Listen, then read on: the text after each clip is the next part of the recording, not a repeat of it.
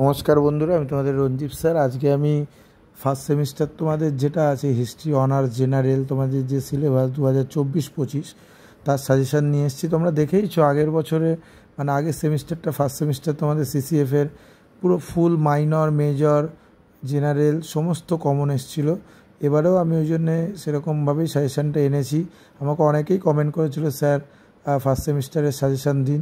ঠিক আছে, তোমরা দেখতেই পাচ্ছ যে কোশ্চেনগুলো আমি স্টার মার্ক দিয়ে দিয়েছি, খুব কম কোশ্চেন, যেহেতু আগেরবারে অনেক কোশ্চেন চলে এসছে আর আসার চান্স নেই, ওইগুলোকে বাদ দিয়েই আমি কোশ্চেন করেছি। এই কোশ্চেনগুলো একটু তোমরা ভালোভাবে করো, কোশ্চেনগুলো তোমরা কমন পাবে।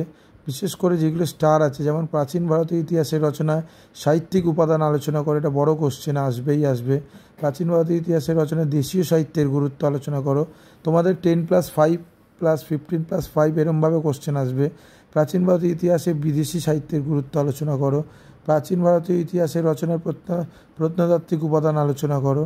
ঠিক আছে, এই কোশ্চেনগুলো তোমরা করো, আসবে। আমি যেহেতু হিস্ট্রির একজন স্যার, ওই জন্যই তোমাদেরকে বলছি, মধ্যপ্রস্তর যুগে সংস্কৃতির বৈশিষ্ট্য আলোচনা করো।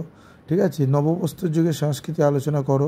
হরপ্পা সভ্যতার নগর পরিকল্পনা আলোচনা করো, খুব গুরুত্বপূর্ণ কোশ্চেন এটা। ঠিক আছে, স্টার মার্ক কোশ্চেন।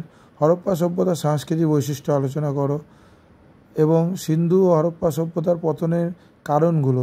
এবার তোমরা বলবে, স্যার আগেরবারে পতনের কারণ এসছে, কিন্তু তোমাদের কিন্তু 10 মার্কসে এসেছিলো বা 5 মার্কসে অনেকের এসছে। এবারে কিন্তু বড় কোশ্চেনে আসবে। কারোর যদি পিডিএফ দরকার হয় হোয়াটসঅ্যাপ করো আমাকে, হোয়াটসঅ্যাপ নাম্বার নিচে দেওয়া হয়েছে, হোয়াটসঅ্যাপ করো। এবং অন্য সাবজেক্টেরও আমি পরপর সাজেশান বের করব।